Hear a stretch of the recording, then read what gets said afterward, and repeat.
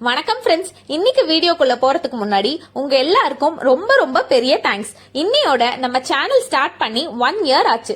So அது celebrate பண்ற விதமா நம்ம சேனல்ல குக்கிங் சீரீஸ் ஸ்டார்ட் பண்ண போறோம். லேர்ன் அண்ட் டீச்னு சொன்னதுக்கு அப்புறம் குக்கிங்கை மட்டும் நம்ம ஏன் விட்டு வைக்கணும்? நான் இப்பதான் குக்கிங் கத்துக்கிட்டு இருக்கேன். அதுதான் உங்களுக்கும் சொல்லி கொடுக்கணும்னு இந்த சீரீஸ்.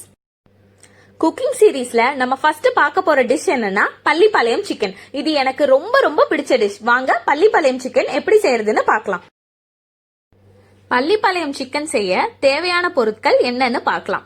நாட்டுக்கோழி 1/2 கிலோ, சின்ன வெங்காயம் 200 கிராம், காஞ்ச மிளகாய் 25 நம்பர், கருவேப்பிலை 1 கைப்பிடி அளவு, பொடியா நறுக்கிய தேங்காய் 1 கைப்பிடி அளவு, மஞ்சத்தூள் 1/2 டீஸ்பூன், உப்பு தேவையான அளவு.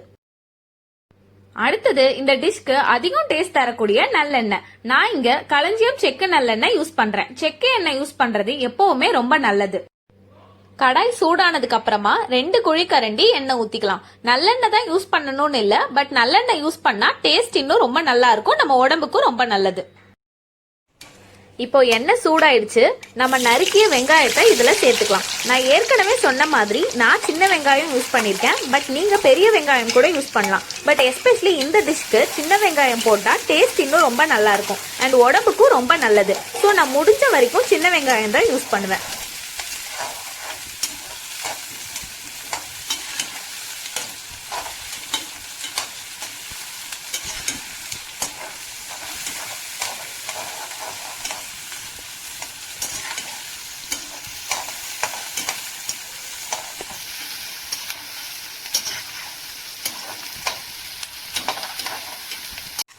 வெங்காயம் கொஞ்சம் வதங்கினதுக்கு அப்புறமா 2ஆ கிள்ளின மிளகாவை சேர்த்துக்கலாம். நம்ம காரத்துக்குன்னு தனியா மிளகா தூள் எதுவும் சேர்க்க போறது இல்ல, அதனால 25 நம்பரான்னு நினைக்காதீங்க. இவ்வளோ ஆட் பண்ணாதான் டிஷ் நம்ம நினைக்கிற மாதிரி வரும்.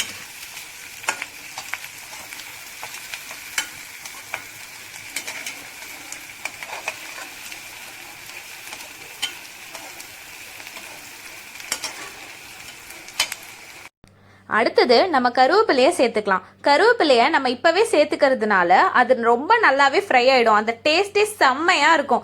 யாருமே எடுத்து வைக்கணும்னே நினைக்க மாட்டாங்க. நம்ம இப்போ இதுல மஞ்சத்தூள் போட்டு கழுவின சிக்கனை ஆட் பண்ணிக்கலாம். மஞ்சத்தூள் போட்டு கழுவுறதுனால சிக்கன்ல உள்ள கவிச்சி ஸ்மெல் எல்லாமே போயிடும். அது மட்டும் இல்லாம மஞ்சத்தூள் யூஸ் பண்றது நம்ம ஹார்ட்டுக்கும் ரொம்ப நல்லது. 1/2 டீஸ்பூன் மஞ்சத்தூள் சேர்த்துக்கலாம். இப்போ சிக்கனை நல்லா கிளறி விட்டுட்டு அடுப்பை சிம்ல வச்சுட்டு மூடி போட்டு மூடி வச்சிடலாம்.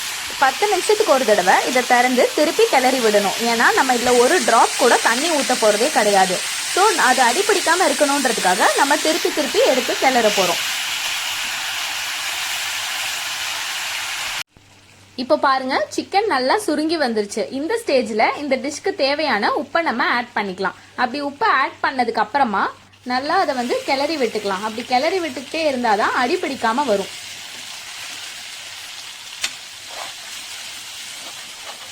இந்த ஸ்டேஜ்ல உப்பு சரி பார்த்துட்டு நறுக்கி வச்சிருக்க தேங்காவை இதுல ஆட் பண்ணிக்கலாம். வாசமே சூப்பரா இருக்கு. இது கம்மி இன்கிரீடியன்ஸ் வச்சு செய்யக்கூடிய ஒரு டேஸ்டியான டிஷ். நீங்களும் இந்த டிஷ் உங்க வீட்ல செஞ்சு பார்த்துட்டு எப்படி இருந்துச்சுன்னு கமெண்ட் பண்ணுங்க. நான் இதுல நிறைய சப்ஸ்டியூட் சொல்லியிருப்பேன், பட் நான் சொன்னதெல்லாம் அப்படியே யூஸ் பண்ணா எக்ஸாக்ட் டேஸ்ட் நமக்கு கிடைக்கும். தேங்க்யூ.